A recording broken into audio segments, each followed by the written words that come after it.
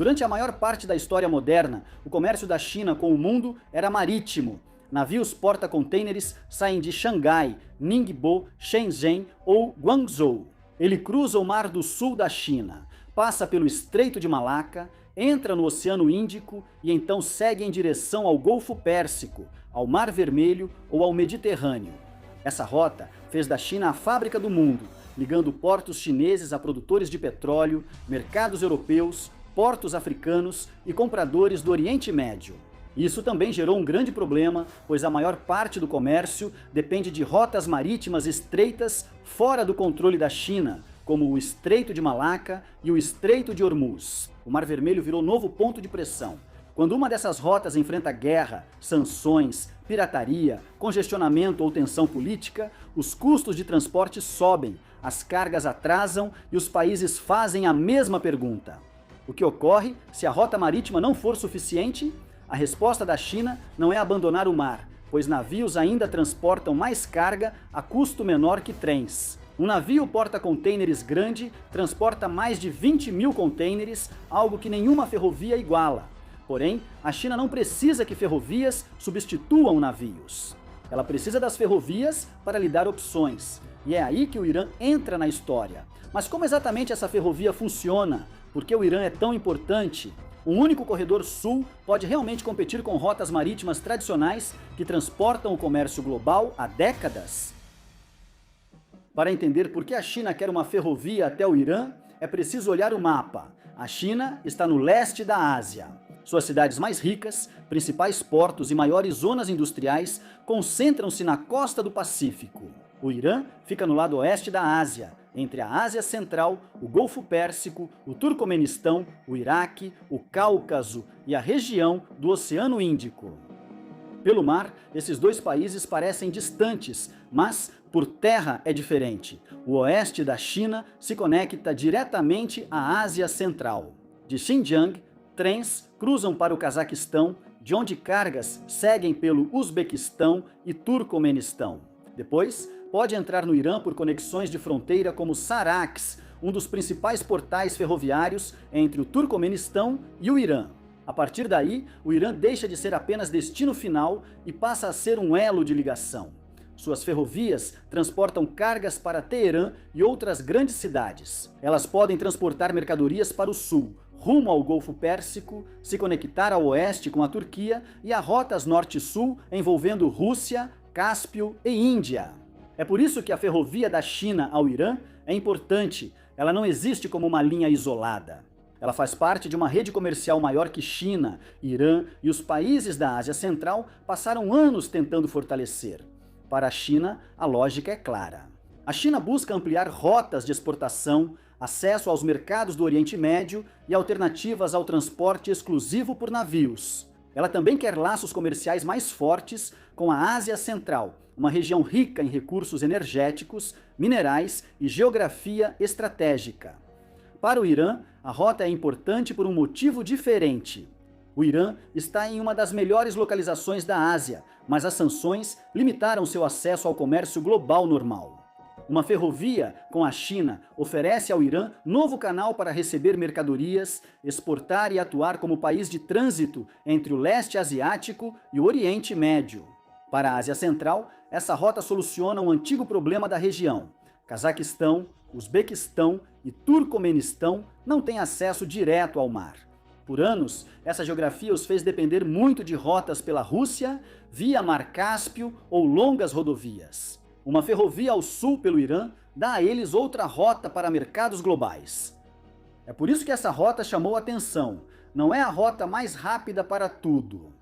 Não é a rota mais barata para tudo, nem substituirá os navios porta-contêineres gigantes do Oceano Índico. Porém, o comércio não exige uma rota perfeita, e sim opções. Uma empresa que transporta mercadorias a granel de baixo custo pode ainda optar pelo mar. Empresas que transportam máquinas caras, peças automotivas, eletrônicos, equipamentos solares ou suprimentos industriais urgentes podem optar pelo trem se isso economizar tempo. Um país pressionado pode escolher o trem para evitar gargalos. Um país sem acesso ao mar pode optar pelo trem por oferecer uma rota ao sul. Esse é o verdadeiro valor da rota China-Irã. Ela dá a diferentes países motivos diferentes para apoiar o mesmo corredor. A rota ferroviária da China para o Irã faz mais sentido como parte de um plano maior. A China não está construindo uma única linha ferroviária através da Eurásia e esperando que funcione, ela está construindo uma rede. Algumas rotas seguem para o norte, oeste ou sul, conectando portos e cidades do interior, dando à China mais opções para transportar mercadorias pelo maior território continental do mundo. Por séculos, a geografia tornou a Eurásia difícil de conectar. Montanhas, desertos, fronteiras, guerras e a distância separaram o leste asiático da Europa e do Oriente Médio. O comércio marítimo tornou-se mais fácil, barato e confiável que as rotas terrestres, mas as ferrovias modernas mudaram isso. Cidades como Xi'an, Chongqing, Chengdu, Zhengzhou, Yiwu e Urumqi se tornaram pontos de partida importantes para os trens de carga da China. Essas cidades estão no interior da China, afastadas da costa. Antes, produtos dessa região iam para o leste até os portos para exportação. O trem altera esse processo. Uma empresa no interior da China pode enviar mercadorias para o oeste de trem em vez de mandar tudo para Xangai, Ningbo ou Shenzhen. Isso poupa tempo em algumas rotas e conecta províncias do interior da China a mercados estrangeiros. Antes de um trem chegar ao Irã, precisa passar pelo primeiro grande portão do corredor, o Cazaquistão. No mapa, o Cazaquistão parece um espaço aberto entre a China e o restante da Eurásia. Mas, em termos comerciais, é um dos países mais importantes de todo o corredor. Ele faz fronteira com a China, conecta-se diretamente à Rússia, fica próximo ao Mar Cáspio e se liga ao Uzbequistão, ao Turcomenistão e à ampla rede ferroviária da Ásia Central. Isso torna o Cazaquistão a primeira grande porta de entrada para a rota sul da China. Quando um trem de carga parte do oeste da China, pode entrar no Cazaquistão por fronteiras como Corgos ou Passo Alatal. Esses lugares podem não ser famosos para muitos, mas se tornaram importantes pontos de travessia comercial no interior da Ásia. Corgos é especialmente importante porque funciona como um enorme porto seco no meio do continente. Mas o Cazaquistão é apenas o primeiro portão. Após a carga passar, o corredor deve cruzar o coração da Ásia Central, onde Uzbequistão e Turcomenistão determinam a facilidade do acesso ao Irã. Esses dois países ficam entre o Cazaquistão e o Irã. Eles não recebem tanta atenção quanto a China, o Irã ou até mesmo o Cazaquistão, mas controlam a parte central da Rota Sul. Na logística ferroviária, a parte central costuma ser mais importante do que muitos pensam. Uma rota pode ter um início forte e um destino valioso. Mas se o meio não funcionar, todo o corredor desacelera. O Uzbequistão está no coração da Ásia Central. Faz fronteira com todos os outros países da Ásia Central e com o Afeganistão. Não tem acesso direto ao mar, mas tem algo muito importante: posição. Qualquer rota comercial importante que conecte a Ásia Central acaba passando pelo Uzbequistão e depois segue para o Turcomenistão. O Turcomenistão tem uma economia menor, mas sua localização lhe confere papel importante nesse corredor. Ele fica diretamente ao norte do Irã e oferece uma das principais conexões terrestres entre a Ásia Central e a rede ferroviária iraniana. O ponto mais importante aqui é Saraques. Saraques fica na fronteira entre o Turcomenistão e o Irã. É um dos principais portais ferroviários para cargas da Ásia Central ao Irã. Numa rota ferroviária da China ao Irã, essa fronteira funciona quase como uma válvula. Se ela abre sem problemas, a carga segue para o sul. Se houver lentidão, todo o corredor perde tempo. E uma vez que o trem cruza do Turcomenistão para o Irã, o corredor entra no país que dá a todo esse trajeto seu peso estratégico. O Irã não é só mais uma parada, ele torna a Rota Sul importante. Veja o Irã no mapa e vai entender. Ao norte, ele se conecta com a região do Mar Cáspio, Turcomenistão, Azerbaijão e Armênia. Ao leste, fica próximo do Afeganistão e do Paquistão. A oeste, ele se conecta com o Iraque e a Turquia. Ao sul, alcança o Golfo Pérsico e o Golfo de Omã. Isso significa que o Irã não está na periferia da Eurásia.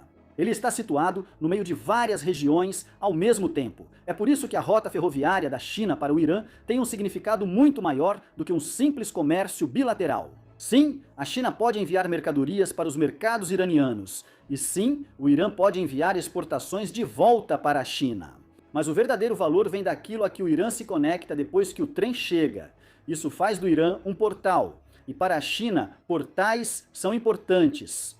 E é por isso que o Irã tem investido atenção em corredores de trânsito há anos. A base física dessa rota remonta a décadas. Uma das peças iniciais mais importantes foi a conexão ferroviária Irã-Turcomenistão em Sarax. Em 1996, o Irã inaugurou a ferrovia Mashhad-Sarax, uma ligação de aproximadamente 295 quilômetros, ou cerca de 184 milhas, no nordeste do Irã, que conectou o sistema ferroviário iraniano à rede do Turcomenistão na fronteira. Esse foi um momento importante porque deu ao Irã uma conexão ferroviária direta com a Ásia Central pós-soviética.